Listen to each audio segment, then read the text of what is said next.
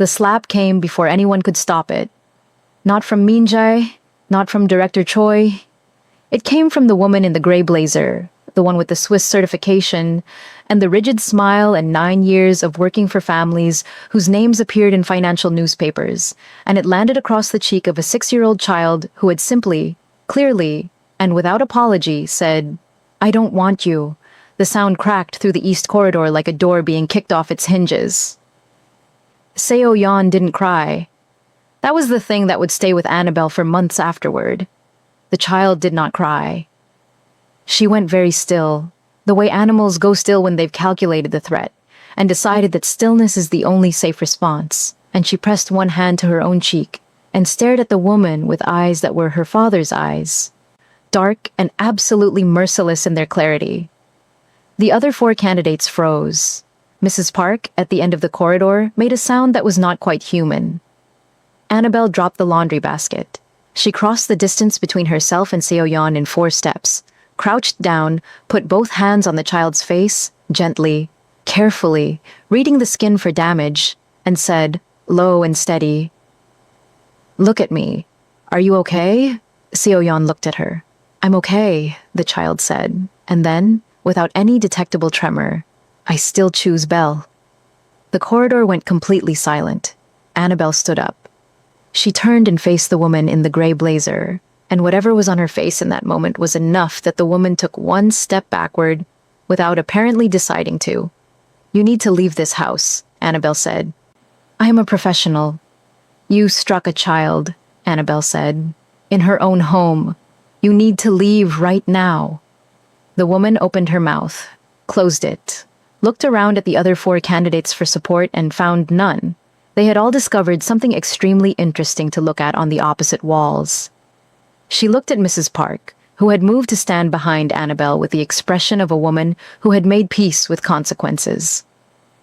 The woman in the gray blazer left. Annabelle turned back to Seo Yeon. She picked her up.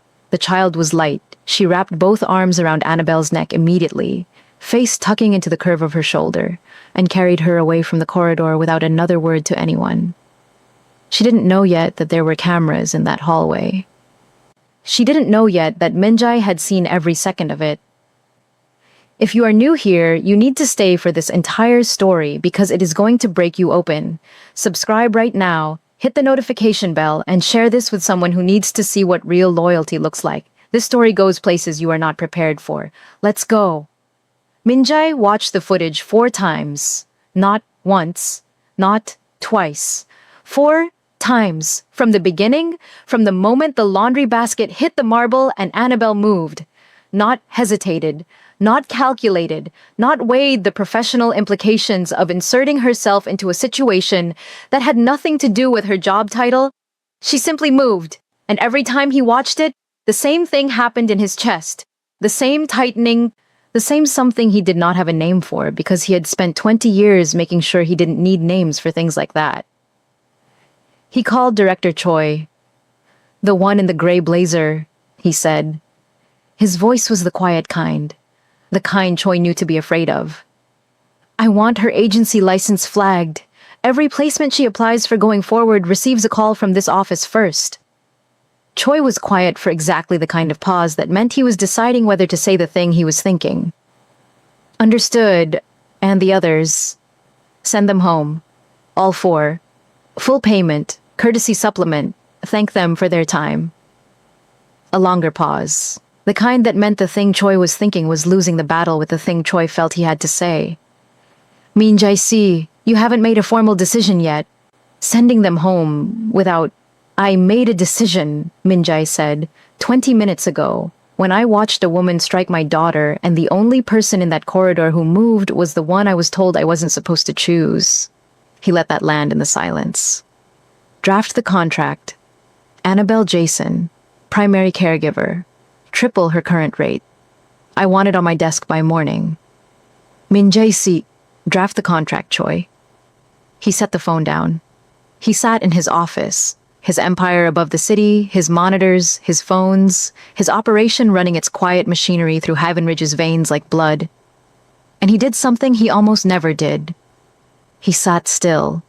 He sat still, and he watched the footage one more time, and he stopped it at the moment. Seo Yan said, "I still choose Belle." He looked at his daughter's face on the screen. The redness on her cheek, the absolute absence of fear in her eyes, the way she said it, not to the woman who had struck her, not in defiance of anything. She said it to Annabelle, like a confirmation, like a fact she needed to make sure survived the incident intact. "I still choose Belle." He closed the footage. He went downstairs. He found them in Seo Yan's room. Annabelle had ice wrapped in a cloth, pressed with the precise gentleness of someone who understood the difference between clinical and tender, against his daughter's cheek. She was talking, not about what happened. She was not going over it, not rehashing it, not performing outrage or sympathy at his daughter in the way adults sometimes did, turning a child's bad moment into their own emotional event. She was talking about lions. Lions, she was saying, in certain parts of the continent, and her voice had that particular quality he had started to recognize, low and warm and completely unbothered, the voice of someone who was not performing calm but actually was calm, bone deep, had been observed doing something remarkable. They had been observed choosing, specifically, deliberately choosing which cubs to walk beside on the hunt. Not the biggest cubs, not the strongest ones, the ones who paid attention, the ones who stayed close, the ones who chose back. Seo Yan was listening the way she listened to things she intended to keep forever. Minjai stood in the doorway and looked at his daughter's face and felt the rage and the grief and the gratitude moving through him in the same current, indistinguishable from each other. Enormous in a way he was entirely unequipped to process standing in a doorway in the middle of the afternoon. He crossed the room. He crouched beside the bed, and he looked at Seo Yan's cheek, closely, carefully, the way he assessed damage in every context because damage that was not assessed could not be addressed, and he had learned this at 7 years old and never unlearned it. And he put one hand very lightly alongside her face. "It doesn't hurt," she said. "I know, I'm checking anyway." He looked up at Annabelle. She was watching him with the controlled expression she wore when she was reading a situation before committing to a response.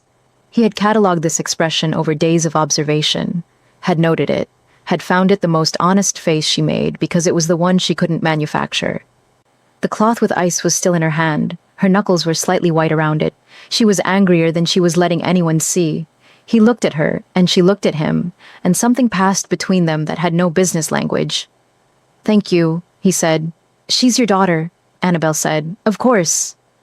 "That's not why you moved," he said. She didn't answer that. She held his gaze and didn't answer it, and that somehow was more of an answer than anything she could have said. He stood. He looked at Seo Yan.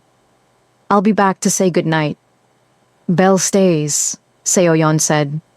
Still not a question. Never a question. A statement of how the world was arranged. "Belle stays," he confirmed. He walked out. He stood in the corridor with his back to the door and his hands at his sides, and his entire professional architecture doing absolutely nothing useful.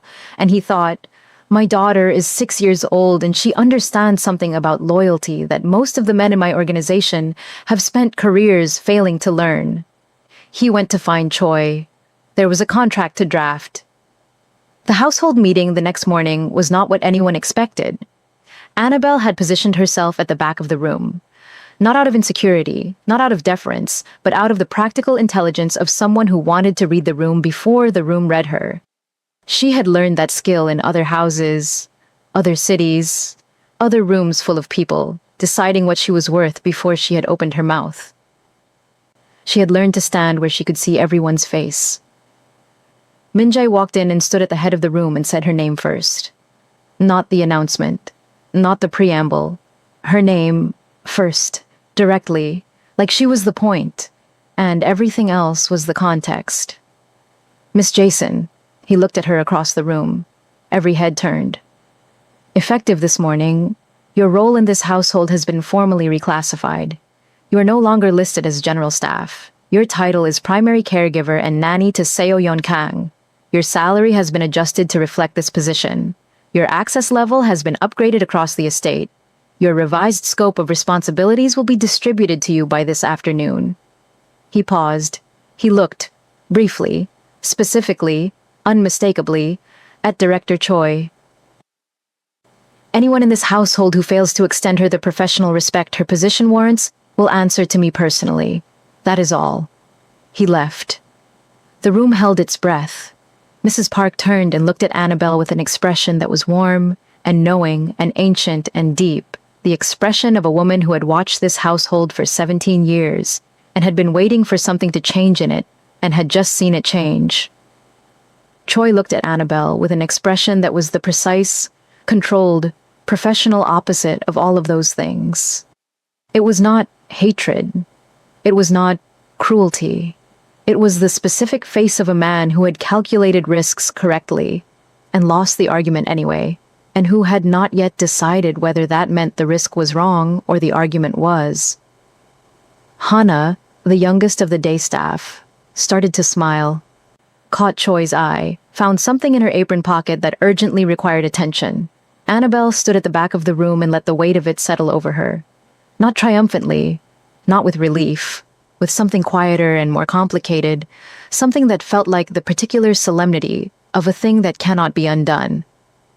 She found Seo Yeon in her room. The child was sitting on the bed with Mr. Kim, legs dangling, dressed, waiting with the stillness of someone who had been extremely still for a very specific reason. "So?" Seo Yeon said. "So," Annabelle said, "it's official. I'm your nanny." Seo Yeon considered this with the gravity it deserved. "I know," she said. "I heard the whole meeting." Annabelle looked at her. "You were in your room."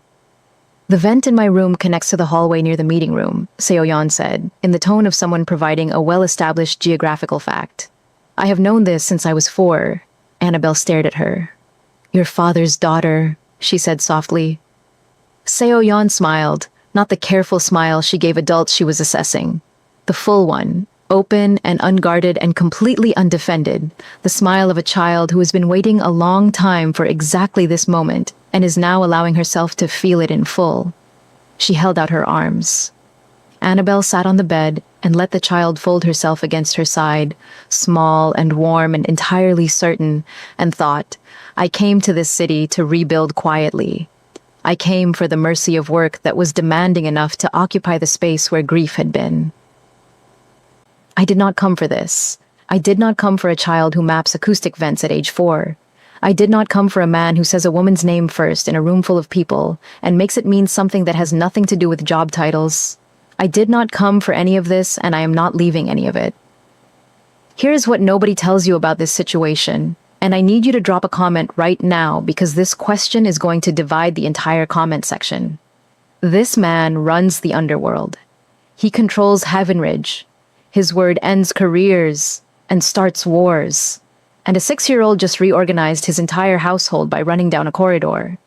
Is that power or is that love? Comment below. Subscribe if you haven't. This is about to escalate hard. The days between 10 and 22 built their own rhythm. And rhythm in a house like Minjae's was not a small thing. It was everything. A household that ran on fear needed predictability as its skeleton. Annabelle understood this without being told. She understood that every choice she made in the first month was being observed and measured and stored by everyone in the estate, from Mrs. Park with her quiet, warm attention, to Director Choi with his cold, precise auditing. And she moved through those days with the deliberateness of someone who knew they were being read. She was also, unavoidably, being read by Seo Yeon. Seo Yeon watched her the way the child watched everything, without a parent watching, from behind activities, from the corner of engaged conversations, from the periphery of rooms she was supposedly occupied in. She was building a file. Annabelle could feel it. She had the sensation of being catalogued, not coldly, the way Choi catalogued her, but warmly, the way someone catalogues a thing they already love and are simply collecting evidence for. It came to a head on day 14. Seo Yeon came to her in the evening, not at bedtime, not during the scheduled evening reading, But at 7 o'clock, when Annabelle was reviewing the week's schedule in the small office that had been allocated to her, a room that had previously been a storage space and still smelled very faintly of old cardboard under the fresh paint that Mrs. Park had arranged to have applied in the week before Annabelle's new role began, Seo-yeon knocked. She never just walked in. She knocked, which was remarkable for a 6-year-old, and which Annabelle had already decided was the most Min-jae trait she possessed. This innate understanding of thresholds, and the courtesy of announcing yourself before crossing them. "Come in," Annabelle said. Seo-yeon came in. She closed the door behind her. She sat in the small chair across from the desk, with the posture of someone who had come with a purpose. "I want to know about you," she said. Annabelle set down her pen. "What would you like to know?" "Where did you grow up?" "Atlanta, in Georgia, in America." Seo-yeon considered this. "Is it warm there?" "Very warm. Hot, actually. The kind of hot that makes the air heavy. You feel it before you step outside. Just from opening the door, the warmth comes in first." Seo-yeon was quiet, filing this. "Did you have a family?" "My grandmother raised me," Annabelle said. She was the kind of woman who made every room she was in feel safer. She sang all the time. Not performing just as she moved through the house. Like the singing was just part of existing. Seo-yeon looked at her with those dark, perceptive eyes. "Is that where you learned to hum?" Annabelle felt something catch in her chest. "Yes," she said. "I think so. I didn't realize I did it until you told me." "She taught you without teaching you," Seo-yeon said. "Yes, exactly that." Seo-yeon was quiet for a moment. She looked at her hands in her lap. "My mother used to do things like that too," she said. "Things I didn't know she was teaching me until she was gone, and I noticed I was still doing them." She paused. "I count birds. Every morning. She used to count them with me. Now I count them alone, but I still count them." She looked up. "Does that mean she's still teaching me? Even now?" Annabelle looked at this child, 6 years old, sitting in a small chair, asking a question that most adults spend their entire lives not being brave enough to ask. "Yes," she said firmly. "That's exactly what it means. The love doesn't stop being instructive just because the person is gone. It keeps working in you. Everything she put into you is still putting itself into you, every day, every bird you count." She held her gaze. "She's still teaching you. She'll never stop." Seo-yeon absorbed this. Something in her face settled. Not grief resolved, not grief absent, but grief understood, held in a frame that made it survivable. "Okay," she said. She got up. She went to the door. She stopped. "Annabelle," she said. She never called her Belle in formal moments. Belle was warmth. Annabelle was gravity, deployed for the things that required full weight. "Yes," Annabelle said. "I'm glad your grandmother taught you to hum," Seo-yeon said. "Because when I was sick in the dark and I heard it, it sounded like someone saying I'm here. Without words, just, I'm here." She left. Annabelle sat at her desk for a very long time after, with wet eyes she hadn't noticed, thinking about a woman in Atlanta who sang as she moved through a house and had no idea her love was still traveling forward through people she would never meet, arriving in a cold, dark room in Haven Ridge as the sound of someone staying. The week that followed was Annabelle's education in what it meant to be wanted. Not desired, not used, not tolerated as a necessity, or endured as an obligation. Wanted, specifically, deliberately, joyfully wanted, by a 6-year-old who had apparently been storing a comprehensive list of things she intended to do when she finally had her person, properly, officially, on paper, and was now executing that list with the organizational efficiency of a small CEO who had been waiting for budget approval. Tuesday was baking. This was non-negotiable. Seo-yeon had decided on baking Tuesday with the same finality she applied to everything, and she arrived in the kitchen at 9 a.m. with a printed list, handwritten, because she was 6, but structured like a typed document, of what they would bake and in what order and what the acceptable standards for each item were. Annabelle looked at the list. She looked at Seo-yeon. "Did you write this last night?" she asked. "I wrote it 3 weeks ago," Seo-yeon said. "I was waiting." They baked. The kitchen filled with warmth and flour and the particular chaos of a child who had extremely high standards and moderate fine motor skills, and Annabelle let her lead and corrected gently and did not once take the bowl away. And by 11 o'clock there were 12 imperfect and entirely wonderful cookies on the rack, and Seo Yan was looking at them with the satisfaction of an artist surveying completed work. Mrs. Park appeared in the kitchen doorway. She looked at the cookies. She looked at Seo Yan. She looked at Annabelle. "She hasn't baked since—" she started and stopped. Something moved across her face. "She used to bake with her mother," she said quietly. "Every Tuesday." Annabelle absorbed that without moving. "She asked me for Tuesday baking," she said carefully. "I didn't suggest it." "I know," Mrs. Park said. "That's the point." She paused. "She's bringing the good things forward. She's not burying them. She's carrying them into the new." She set down the teapot. "That's not something a 6-year-old learns alone. Someone showed her that was possible." Seo Yan was wrapping 2 cookies carefully in a napkin. "For Appa," she said, "for when he finishes his calls." "Should we take them up?" Annabelle asked. Seo Yan considered. "He comes down for the 3rd coffee at 11:30, she said. "We leave them on his desk before that, so he finds them himself. He likes finding things. He doesn't like being handed them." Annabelle stared at her. "How do you know that?" Seo Yan gave her the look. Patient. Slightly sorrowful. The look she gave adults who had asked a question, with an obvious answer. "I watch him," she said simply. "Don't you?" The question sat in the kitchen long after Seo Yan had moved on to the next item on her Tuesday list. Director Choi found her on the 9th day. She heard him coming. She had already learned the sound of his footsteps. The precise, intentional placement of a man who moved through the world like every step was a decision. She set down the garden shears and turned. He stopped at a professional distance. He looked at the garden rather than at her. "I need you to understand something," he said. "All right. My reservations about this arrangement have never been personal. You've been clear about that. What I have not been clear about," he said, still looking at the garden, "is the specific nature of the risk." He paused, assembling the words with the care of a man who had decided to say more than he planned. Min-jae operates in a world where perception is currency. Not image, perception. The way his decisions read to the people around him, the confidence it generates or erodes, the degree to which they believe his judgment is sound. One questionable decision is noted. 2 is a pattern. A pattern is an opening. He looked at her now. "Do you understand what I'm saying?" "You're saying I'm a liability," she said. "I'm saying you could become one," he corrected. "If this arrangement becomes something it isn't supposed to be." "And what is it supposed to be?" "A nanny arrangement," Choi said.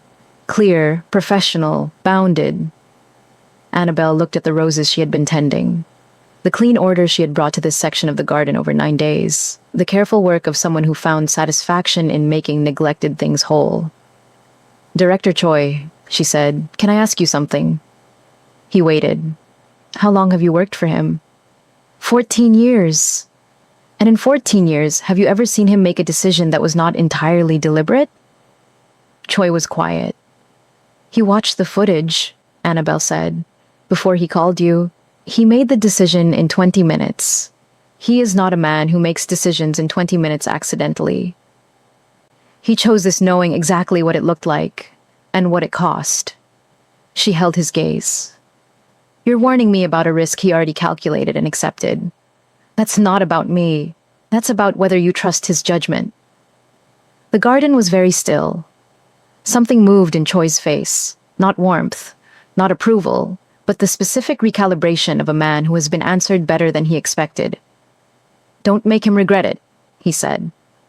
"I won't," she said. He left. She turned back to the roses and thought, Choi is not my enemy. He is doing the same thing I am doing. He is protecting someone he has decided to be loyal to. We are just protecting from different angles. She was still thinking about it when Min-jae appeared at the garden door at dusk. He leaned against the frame with his jacket off, collar open, the particular looseness of a man at the end of a 16-hour agenda. He looked at her across the dimming garden. "Choi spoke to you," he said, "this afternoon." "What did he say?" "That perception is currency in your world, and I'm a liability waiting to happen." She paused. "He also said don't make you regret it." Minjai's jaw moved slightly. "And what did you say?" "I said you don't make decisions accidentally." She looked at him. "Was I wrong?" "No," he said. He walked into the garden. He stopped beside her and looked at the roses rather than at her. The way Choi had, which she was beginning to understand, was a thing people did in this household when a conversation was more than they intended it to be. Seo-yeon left cookies on my desk this morning. She wrapped them herself. I know. She used 6 napkins. She was being thorough. He looked at her then. She told me last week, before all of this, that you were the only person in the house who talked to her like she was a person. She is a person, Annabelle said. I know that, he said. I have always known that. But knowing it and doing it are different. Something in his voice went slightly raw at the edge. She is so much of her mother, the way she sees things, the way she doesn't miss anything. It used to make it hard to be easy with her. I would look at her and see things I was not ready to see, and I would manage it by managing her, efficiently, correctly, from the right distance. And now? Annabelle asked. Now she left cookies on my desk in a 6-napkin situation, and I ate both of them standing at the window, and I thought, she made these with her hands this morning. She thought about me, not what I could give her, or do for her. She just thought about me. He paused. She gets that from you. The thinking about people part. You've given her a language for it. A practice. He turned and looked at her. I'm watching my daughter become herself because of someone I almost didn't choose. The garden was nearly dark. Seo-yeon asked if you'd have dinner with us tonight, and he said, she sent me to ask. Why you? He was quiet for exactly 1 beat. She said you look at me differently than you look at other people, he said, and that people say yes to people they look at differently. Annabelle felt heat move up the back of her neck. Tell her yes, she said. The incident arrived on day 23. His name was Chairman Bay, Old Money Havenridge, the kind of presence that occupied space without filling it. A quality of negative gravity, everything in the room slightly curving toward whatever he wanted. He was Minjai's senior associate, the kind of alliance maintained through mutual benefit and mutual knowledge of where things were buried, and he arrived for what was described as a courtesy visit and moved through the estate with the proprietary comfort of a man who considered himself a stakeholder in everything he surveyed. He found Annabelle in the corridor outside Seo-yeon's playroom. He stopped. He looked at her with a deliberate, unhurried assessment of someone deciding the value of something they are not sure they want. You're the nanny, he said, the word carrying a shape, a category, a ceiling. I am, she said. American. Yes. His eyes moved over her with a specific quality that certain men have deployed against certain women across centuries. The look that is not exactly a leer, but is its respectable cousin, a measuring that does not acknowledge that the thing being measured is a person. Minjai has always been sentimental about unexpected things, he said. His father was the same. Good man. Occasional lapses of judgment. He let that settle like a stone in still water. It's a family trait. Annabelle held his gaze. She kept her face neutral with the discipline of someone who had learned that showing your reaction is the thing they are actually after. Will that be all? She said. Bay smiled the smile of a man who was used to landing blows and watching people not know where to put them. Enjoy the position, he said, while it lasts. He moved past her. She stood in the corridor and breathed through the anger 1 breath at a time, the way you do when the anger is legitimate and the situation requires you to be smarter than the feeling. She told Minjai that evening. Clean, factual, direct. No performance, no editorial. Just what happened and what was said, word for word. Minjai listened without moving. When she finished, the silence had the quality of still water before something breaks the surface from below. Word for word? He said. Word for word. He looked at her. Are you all right? The question surprised her. Not the concern. She had learned his concern was always present, just expressed in minimal language, but that it was the first thing he asked. Not what he was going to do, not a move toward action. First, are you all right? I've dealt with worse, she said. You shouldn't have to deal with it at all, he said. Not in this house. He called Choi. What was said to Chairman Bay in what room, at what tone, with what precise information laid on the table was never repeated to Annabelle. But Choi appeared the next morning and looked at her with that barely there recalibration that was becoming, she now understood, his version of warmth. He won't return, Choi said. Thank you for telling me, she said. He turned to leave. Director Choi, she said. He stopped. You were in that room too, she said. You didn't have to be. You chose to be. She held his gaze. I know what that means. In this world. Thank you. Choi looked at her with an expression that was the most unguarded thing she had ever seen on his face. It lasted 1.5 seconds. Then he nodded once and left. What happened in the 3 days after Chairman Bay left was a shift so subtle only someone watching closely would have caught it. And in this household, everyone was watching closely. Minjae started coming down to the kitchen at 7. Not 7:30. Not 8. 7. Sometimes 6:55. The third cup was always there. Seo-yeon had started placing it before she came downstairs herself. She would pad out at 6:30, still in her pajamas, place the cup with the methodical care of a priest arranging an altar, and then go back to her room to get dressed. By the time she reappeared, bird journal in hand, the cup was sitting in its place like it had always been there. Annabelle watched this happen 3 mornings before she said anything. She puts the cup out for him, she told Mrs. Park. Every morning since the 2nd week, Mrs. Park said. When she decided you were staying, she poured tea. She added the 3rd cup when she decided he was going to come around. She set the pot down. She was right about the timing, too. She said by day 20 he would be coming down at 7. It is currently day 21. Annabelle stared at her. She is 6, Annabelle said. She is her father's daughter, Mrs. Park said pleasantly. Would you like more tea? The morning of day 22, Minjae sat down in the 3rd cup chair and said, while reading something on his phone, without looking up, she added the bird guide to your room. The 3rd one, Annabelle said. She said I needed the comprehensive edition for serious work. He looked up. The phone went face down on the table. He looked at Annabelle with the expression he had been developing over 22 days. The one that was not the office expression, not the boardroom precision, but the expression of a man who was allowing himself to be in a room with a person without requiring the room to be anything other than what it was.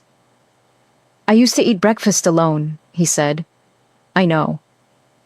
For 11 months, in the office, with the monitor on. He paused. The surveillance feed. It was the closest thing I had to company, to the feeling of a house that was occupied. Annabelle looked at him. You watched the cameras to feel less alone, she said. That's a more vulnerable way of saying it than I intended, he said. It's the accurate way, she said. There's a difference. Seo-yeon, from behind her cereal bowl, without looking up from the bird journal. I always knew you were watching, Appa. I used to wave at the cameras. Minjae looked at his daughter. Annabelle looked at her cup. She waves at the cameras, he said, to no one in particular. Every night before bed, Seo-yeon confirmed. So you could see I was okay, so you didn't have to worry. She turned a page in the journal. Harold was at the east window this morning. He's establishing territory. I've documented it. The kitchen was warm and ordinary and completely extraordinary. Minjae looked at Annabelle across the table. She looked back. Neither of them said the thing they were both thinking, which was this. This kitchen, this morning, this child waving at cameras in the dark so her father would know she was safe. This is what all of it has been for. Drop a comment right now. Do you think Annabelle should tell Minjae what she's feeling or keep it strictly professional? I need to see both sides go at it below. Like this video and keep watching. We are nowhere near done. Seo-yeon got sick on day 28. Stomach. The violent, undignified, thoroughly unromantic kind that arrives after a child eats something at a birthday party that the birthday party had no business serving. She spent the first evening pale and furious. Furious in the specific way Seo-yeon was furious about things. Quiet and internal, and expressed primarily through the rigid set of her jaw, and the quality of stillness she deployed when she was outraged, but had decided screaming was beneath her. Annabelle stayed. Not heroically. Not dramatically. She stayed the way she always stayed, without announcement, without requiring that her presence be noted or praised, simply present in the room where the need was. Water in careful amounts. Cold cloth. The low hum in the dark that she had not known she did until a child told her it sounded like someone saying, "I'm here." At 1 a.m, Seo-yeon said, "You don't have to stay." "I know," Annabelle said. "You could sleep."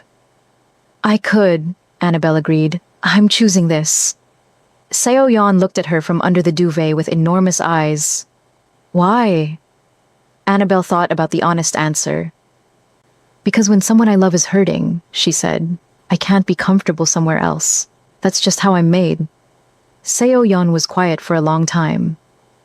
"Am I someone you love?" she asked. "From almost the beginning," Annabelle said. "You ran to me in a corridor and held on like you already knew." She looked at her. "I think you did already know." "I did," Seo-yeon said. "I could tell by your hands, when you put them on my face that day to check if I was okay. Most people touch my face like they're checking a temperature. You touched my face like it mattered." She paused. "My mother used to touch my face like that." The room was completely still. "I'm not your mother," Annabelle said carefully. "I know," Seo-yeon said. "You're Belle. That's different. That's its own thing." She thought about it. "I have a bell-shaped space. I've had it for a while. I was waiting for you to figure out it was yours." Annabelle felt something happen inside her that she had no words for and did not try to name. She smoothed the hair from Seo-yeon's forehead, and the child closed her eyes and settled, and the estate was as quiet as it ever got. And outside, Havenridge ran its night operations. And in here there was just the small warmth of a child trusting a woman completely, which is one of the most serious things in the world. Minjae arrived at 4:30. He came in quietly, stood in the doorway, looked at Seo-yeon sleeping, her face relaxed and younger looking in sleep than it ever was awake. He looked at Annabelle, dark circles, hair escaping the tie, the glass of water she'd been holding for hours. "How long?" he said softly. "Since 11. He came in. He sat on the edge of Seo-yeon's bed and put his hand against her forehead. Cool now, the fever already broken, and something in the set of his shoulders released. He looked at Annabelle. "You need to sleep," he said. "She's not—" "I'm here now," he said. "I'll stay. Please."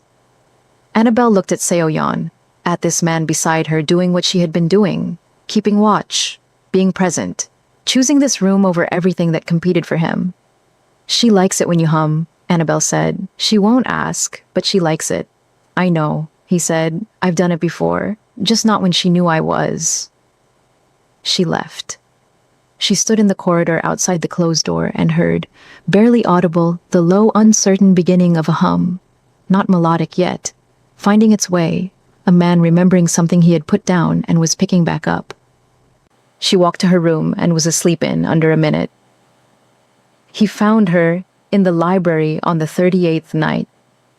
She had claimed the library in the second week, not officially, but through consistent presence, through the gradual accumulation of her there in the evenings. It was the one room in the estate that felt like it had been lived in, rather than staged, the book spines broken in the real way, the leather chairs carrying the softness of many hours. He knocked on the open door. She looked up. He sat across from her, not beside her, across the careful distance, and they looked at each other in the warm light. "I need to tell you something," he said, "before you hear it differently." "All right." There was a piece, digital, small outlet. He looked at his hands. One of the candidates, the gray blazer, it's been removed. She's been relocated. She won't be practicing in this city again. He looked up. 3 of my associates referenced it this week, in the way things are referenced in my world. Oblique, over meals, the kind of comment that functions as a test. What did you say to them? Nothing, he said. I said absolutely nothing. I looked at them and let the silence say that it was not available for commentary. He held her gaze. In my world, that is the most expensive thing you can do. Silence in the face of challenge says, I will absorb the consequence of this rather than adjust the decision. I will carry the cost of this judgment rather than share it. You didn't have to tell me that, she said. I told you because you deserve to know what it cost, not so you feel guilty. So you know it was a deliberate choice I would make again. Annabelle set her book down. Min-jae, she said. His name. Direct. She had never used it before. It arrived between them like a key in a lock, both of them feeling it turn. He went very still. I came here broken, she said. I came to rebuild quietly, in work that was demanding enough to keep me occupied while the broken parts healed. I was not looking for anything. I was not positioning myself for anything. I was carrying laundry through a corridor on a Thursday morning. She held his gaze, and your daughter ran to me and held on, and something happened that I have not been able to undo since, not just with her. She paused. I am not going to pretend I don't feel what I feel. I think we're past that. But I need you to know, if it ever creates a risk to Seoyeon's stability, I step back. Without argument, without requiring anything from you. She comes first. Always. The library was absolutely still. I know that, he said. You said she comes first before you said anything else. That's the only reason I trust this. He stood. He moved to the window seat and sat beside her. Not across. Beside. The distance closed simply, without ceremony. The people who have wanted access to my life have always made sure I understood what they wanted from me. Power, money, proximity, protection. There is always a want being managed. He looked at her. You want nothing from me. You want things for Seoyeon. That is an entirely different sentence. It is the most disarming thing I've encountered in 20 years of operating in this world. Outside, Havenridge moved in its eternal complex patterns. Inside, 2 people sat shoulder to shoulder at a window and watched it together and did not need to name what was happening because it had already, without announcement, arrived. She drew the 3 figures again, he said. This morning, she put the house behind them this time. Permanent, Annabelle said. Yes. He looked at her. She's been building something since the day in the corridor. She built it out of cookies, and bird guides, and Tuesday baking, and a drawing in the center of the dinner table. She built it piece by piece, and she waited for us to notice we were standing inside it. She's extraordinary, Annabelle said. She's ours, he said. The word fell into the room, and neither of them took it back. The next morning, Annabelle woke at 5:45 to something she had not heard before. Min-jae was in the garden, not conducting a call, not moving between the estate and a car.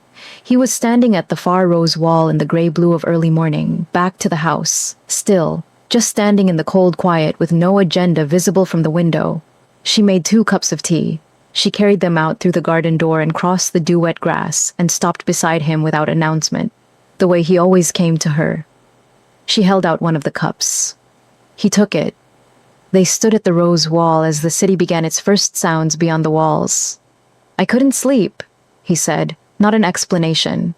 Information. I know, she said. I've been thinking about what Seoyeon asked you, about whether her mother is still teaching her. He looked at the roses. She asked me the same thing later, whether the people who leave are still teaching us. What did you tell her? I told her yes, he said, but I didn't tell her why I believe it. He paused. I believe it because I have been taught every day of my adult life by my father, who has been dead for 9 years, not always in good ways. The things he showed me that I have spent years unlearning are also a kind of teaching. He looked at her. And I have been sitting in this garden this morning, thinking about what I am teaching Seoyeon. Without intending to, just by being myself in front of her. Annabelle held her cup with both hands. The tea was warm. The morning was cold. "She's learning that power doesn't have to mean distance," she said. "She's learning that someone can be strong and still sit on a playroom floor. She's learning that the man who runs a city can place his hand against his daughter's forehead in the dark and check that she's okay. And those two things are not contradictions." She paused. "She's learning that you chose to stay. Every morning you sat in that chair." That's what she was counting. Not the coffees, the choices. Every time you could have been somewhere else, and you came down and sat in the cup she set out for you. That's what she's filing. That's the lesson. Minjae was very quiet. "She designed that cup ritual for exactly that reason," he said. "Yes," Annabelle said. "She gave you a way to choose her every morning without it costing your pride. You just sit down. It looks like coffee. It is, in fact, the most important thing you do all day." He turned and looked at her with the full, undefended attention that was the rarest thing he had. Rarer than power, rarer than money, rarer than the fearsome reputation that preceded him into every room. All the architecture down. Just a man in a garden in the early morning who had learned, late and imperfectly, and with great difficulty, how to be where he was. "I'm grateful for you," he said. "Not thank you, not transactional acknowledgement of service. Grateful for you, the person, the presence, the specific unrepeatable fact of her." "I know," she said. She meant it as receiving, not dismissal. He understood that. They finished their tea as the sun came fully over the Haven Ridge rooflines and the gold light hit the roses, and somewhere above them, Harold arrived at the east window and began his morning assessment of the territory, which Seo-yeon would be documenting in approximately 20 minutes. They went inside. The kitchen was warm, and the third cup was already in its place. Seo-yeon was in her chair with her cereal, and the bird journal open to a fresh page. She looked up when Annabelle sat down. She looked at the third cup. She looked at the door that led to the hallway. At 7:23, Minjae's footsteps came down the corridor. He came in. He looked at the table. He looked at the cup in its place. He sat down in it without comment, the way he always did now, the way the cup had made a space for him, and he had learned to fill it.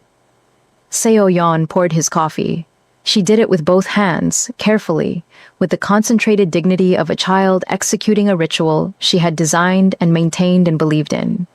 He received it with both hands. Nobody said anything about any of it. But Seo-yeon looked up from her cereal and caught Annabelle's eye across the table, and in that look was everything. The corridor, the laundry basket, the choice made before anyone asked her to make it, the months of patience, the bird guides and the cookies, and the slow, certain unstoppable architecture of a little girl who had decided what her family looked like and had built it piece by piece until everyone inside it had stopped pretending they weren't. I still choose Belle. She was still choosing. Every morning, every cup, every drawing with 3 figures and a house and a bird on the roofline. She had simply needed the adults to choose back. Outside, Haven Ridge was already conducting its business. The empire, the city, the machinery of a life built for control. Inside, his daughter poured his coffee, and his daughter's bell was at the table, and the third cup was in its place, and the morning was ordinary and warm and completely irreplaceable. This was the thing the empire was for. This was what all of it was protecting. Thank you for watching this all the way to the end. If any single moment in this story got you, like this video right now and subscribe because part 2 is coming and what Chairman Bay set in motion before he left this house is not finished, not even close. Now, here is the comment war I want you to start below. Annabelle was hired help. She was carrying laundry. A 6-year-old chose her and a powerful man restructured his entire household around that choice. Some people are going to say that is the most beautiful love story they have ever seen. Some people are going to say that a man who runs criminal operations and moves people out of cities, like pieces on a board, cannot be redeemed by a soft morning and a cup of coffee. And that any woman who believes otherwise is not in a love story, she is in a trap. Who is right? Pick a side. Drop your verdict. I will be reading every single comment. See you in part 2.